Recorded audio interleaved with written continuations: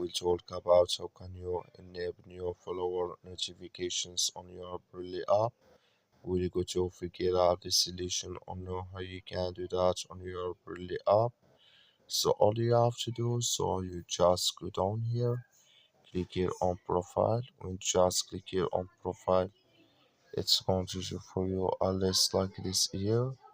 So then you click here on settings. When you just click here on settings, it's going to show for you a list like this here. So then you click here on notifications here. When you just click here on notifications, it's going to take you to this list here. Then all you have to do, just come here to new follower.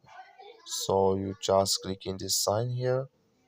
Then like you see this color show for us, that's mean new follower notifications enabled with us now. That's all you have to do. That's all. Thank you for watching. Don't forget to support us by liking, subscribe.